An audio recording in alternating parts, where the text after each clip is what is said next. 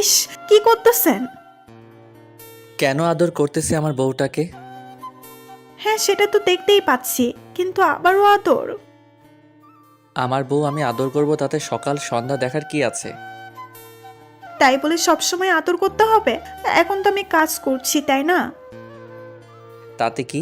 আমার তো ভালোই লাগছে। তাহলে তুমি এত ছটফট করো কেন বলো তো কাছে আসলেই? আরে বাবা, এখন কাজ করছি তো। আর রাতে না অনেক আদর দিলেন, এখনো আবার দিতে হবে? ঘরে যার এত সুন্দরী একটা বউ আছে, সে কি আদর না করে পারে বলো? ইস, ঢং! বিয়ের আগে তো একটু ফিরেও তাকাতে না, এখন এত ভালোবাসা উঠলে উঠছে কোথা থেকে, হ্যাঁ? আরে বাবা, তুমি এমন করে বলো কেন? আর আগে তো তুমি আমার চাচাতো বোন ছিলে, আর এখন চাচাতো বউ। তোমার কাছে আসলেই কেমন আদর আদর পাই, আমি কেমন রোমান্টিক মুডে চলে যাই জান। হ্যাঁ, সেটা দেখতেই পাচ্ছি। আপনি আমার কাছে আসলেই আপনার দুষ্টুমিটা বেড়ে যায়, তাই না? তাহলে তুমি কি বলো, তোমাকে আদর করব না দূরে সরিয়ে দিব? আর কখনো বুকে টেনে নিয়ে ঘুম পাড়িয়ে দিব না, বারবার বউ বলেও ডাকবো না, তাই তো? আচ্ছা ঠিক আছে, আজকে থেকে সেটাই করব। আপনার সাথে একটু মজা করে কথা বলা যাবে না। শুধু শুধু আপনি রাগ দেখাবেন। আচ্ছা, আপনার যা খুশি করেন, আমি আর আপনাকে কিচ্ছু বলবো না। এই পাগলি, অভিমান করো কেন? আমি আমার বউটাকে কি এমন করে বলতে পারি নাকি? আপনি এমন করে বললে আমার কতটা ভয় লাগে আপনি জানেন না। আমি আপনাকে হারাতে চাই না, আপনি সেটা খুব ভালো করেই জানেন, যার জন্য বাসায় এরকম একটা কাণ্ড পাকিয়েছেন। আর সে যদি এমন করে তাহলে আমার খারাপ লাগবে না, বলেন? ওকে ওকে জান, আর বলবো না। আমার জান পাখিটাকে আমি তো পরীক্ষা করে দেখলাম।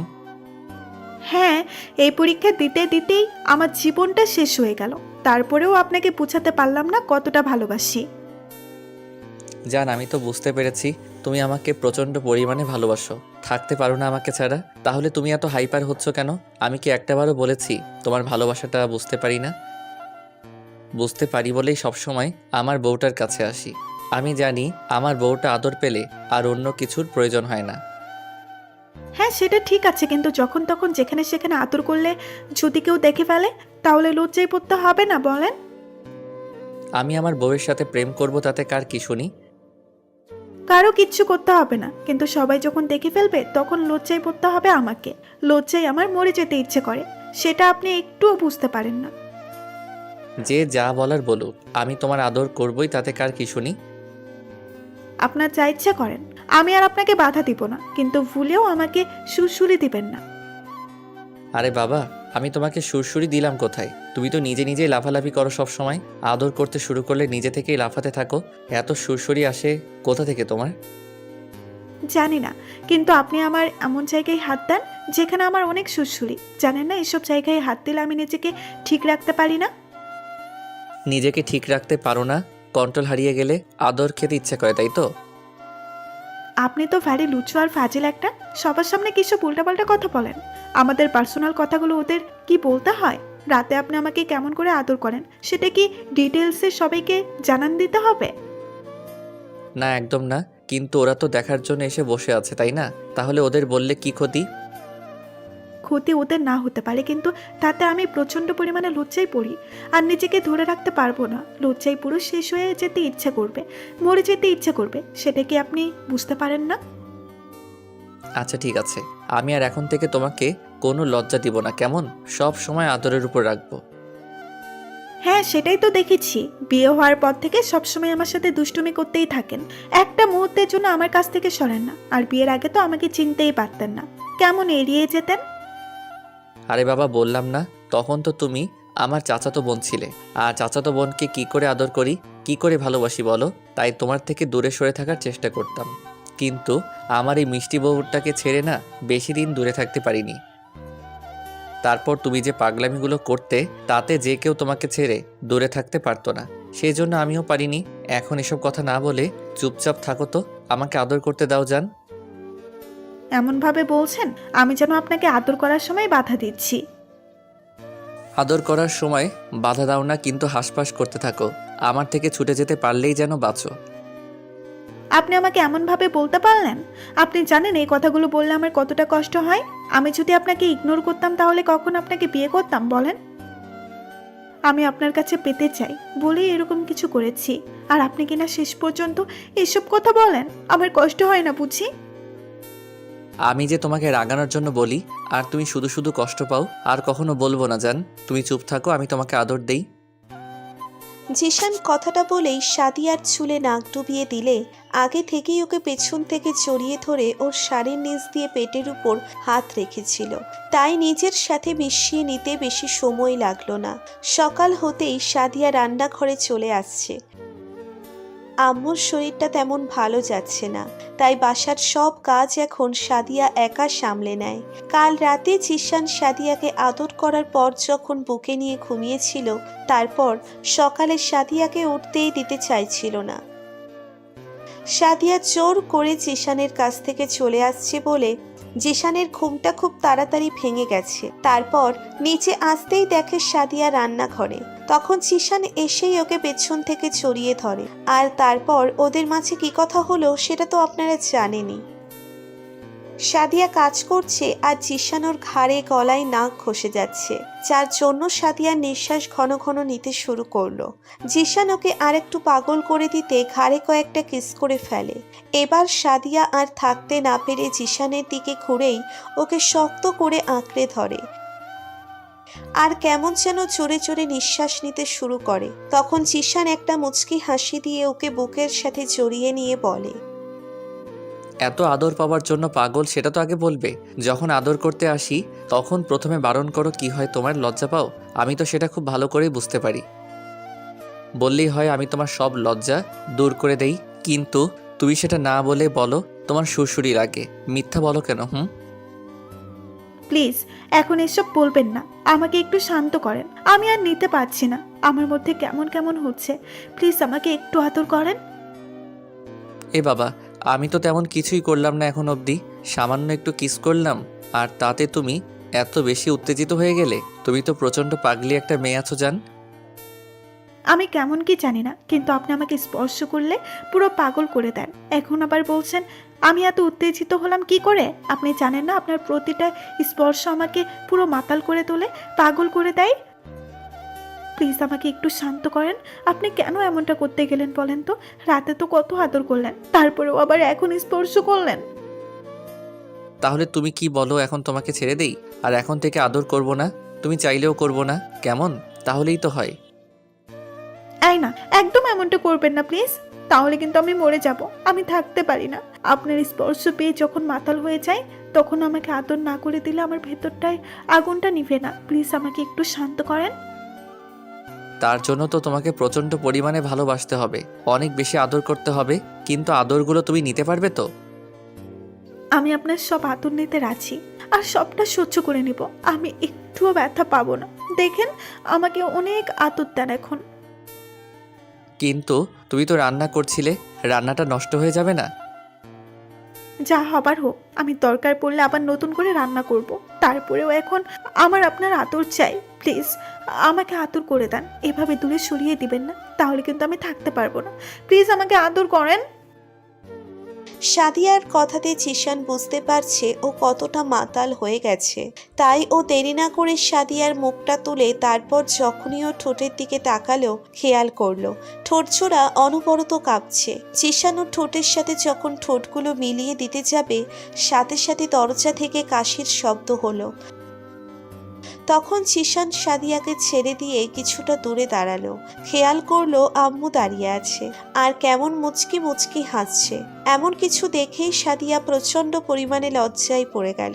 তারপর আবার রান্নার কাছে মনোযোগ দেওয়ার চেষ্টা করলো। আম্মু এগিয়ে আসতেই জিশান তাড়াহুড়ো করে সেখান থেকে চলে গেল। এবার জিশানেরও প্রচন্ড পরিমাণে লজ্জা লাগছে।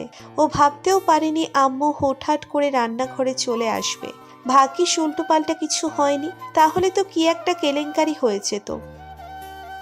আম্মু এসে সাদিয়ার পাশে দাঁড়ালো।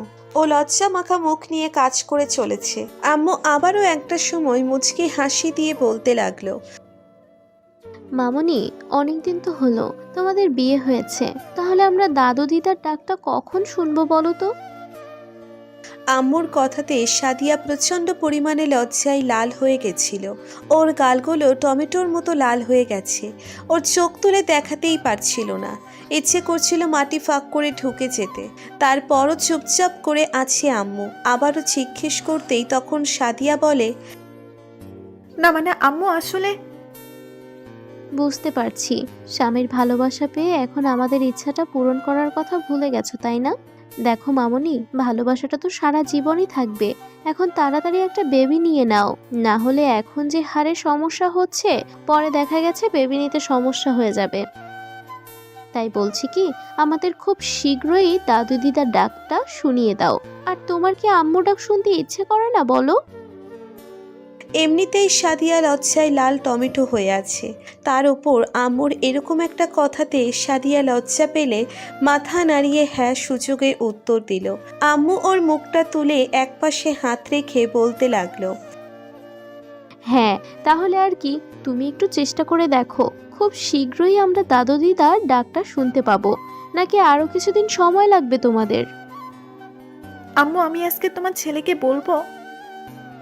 আম্মু অনেকক্ষণ যাবৎ সাদিয়াকে বোঝালো আর এমন এমন কথা বলছিল যার জন্য সাদিয়া লজ্জায় পুরো শেষ হয়ে যাচ্ছিল। ও আর রান্নাঘরে থাকতে পারলো না। কোনো রকমে রান্নাটা শেষ করে দৌড়ে রুমে চলে গেল। জিশান ব্যালকনিতে দাঁড়িয়েছে। তখন সাদিয়া দৌড়ে গিয়ে ওকে শক্ত করে জড়িয়ে ধরল। তখন জিশান বলল, কি হলো, এরকম পাগলামি করছো যে হঠাৎ? খুব লজ্জা লাগছে? আপনি বুঝলেন কি করে আমার প্রচন্ড লজ্জা লাগছে? লজ্জা পেলেই তো এইভাবে আমাকে জড়িয়ে ধরো, তাই মনে হলো। তাছাড়া তখন আম্মু আমাদের ওইভাবে রান্না করে দেখে ফেললো, তার জন্য মনে হয় তুমি অনেক বেশি লজ্জা পেয়েছো। সবে যখন বুঝতে পারেন তাহলে এরকম একটা পাগলামি কেন করলেন? আপনি জানেন না আম্মুর সামনে এরকম কিছু করলে আমি লজ্জায় পুরো শেষ হয়ে যাই, তারপরেও এরকমটা করলেন? আপনি বুঝতে পারেন না এসব সব জায়গায় করাটা ঠিক না, তারপরেও আপনি যেখানে সেখানে আদর করতে শুরু করে দেন, আর কিছু বললেই আপনি রেগে যান। আমি কি জানতাম নাকি যে আম্মু হুট করে চলে আসবে? আপনি আর ভুলেও কিন্তু এরকম কাজ করবেন না। আজকে আমার কতটা লজ্জা লাগছে জানেন? আর তার উপর আম্মু কি বলেছে? কি বলেছে যার জন্য এত বেশি লজ্জা লাগছে? আমি তো বুঝতে পারছি সামান্য এই বিষয়টার জন্য তোমার এত লজ্জা লাগছে না। অন্য কোনো কারণ তো অবশ্যই আছে। কি হয়েছে আমাকে বলো তো। কি আর হবে, আম্মু বলছিল আমাদের বিয়ে হলে অনেক দিন হয়েছে। কি আর হবে, আম্মু বলছিল আমাদের বিয়ে হলে অনেক দিন হয়েছে, কিন্তু আপনি আমাকে বেবি দিতেছেন না কেন? আমাদের নাকি বেবি হওয়ার দরকার, না হলে পরে সমস্যা হয়ে যাবে। তাই, কিন্তু বেবিটা তো আর মুখের কথা না। ওপরওয়ালা না দিলে আমরা বেবিটা কি করে নিব বলো? আমিও তো আম্মুকে সেটাই বুঝাতে পারছি না। আম্মু শুধু বলছিল আমাদের বিয়ে 6 মাস হয়ে গেল, কিন্তু এখনো তারা খুশির খবর শুনলো না। তাছাড়া আমরা চেষ্টা তো করতে পারি, তাই না? হ্যাঁ হ্যাঁ, অবশ্যই চেষ্টা করব। কেন করব না? তোমাকে এত বেশি ভালোবাসায় ভরিয়ে দেব, এত বেশি আদর করব, যার জন্য খুব শীঘ্রই আমাদের একটা বেবি আসবে। তুমি টেনশন নিও না তো। আমি ওইসব নিয়ে চিন্তা করি না। আপনি আমাকে এত বেশি ভালোবাসেন যে উপরওয়ালা কখনো আপনার কাছ থেকে আমাকে কেড়ে নিবে না। আপনি শুধু আমাকে ভালোবাসা দিবেন, সব সময় এরকমভাবে আদর করবেন, তাহলেই দেখবেন আমি সব কষ্ট দুঃখ সহ্য করে নিব।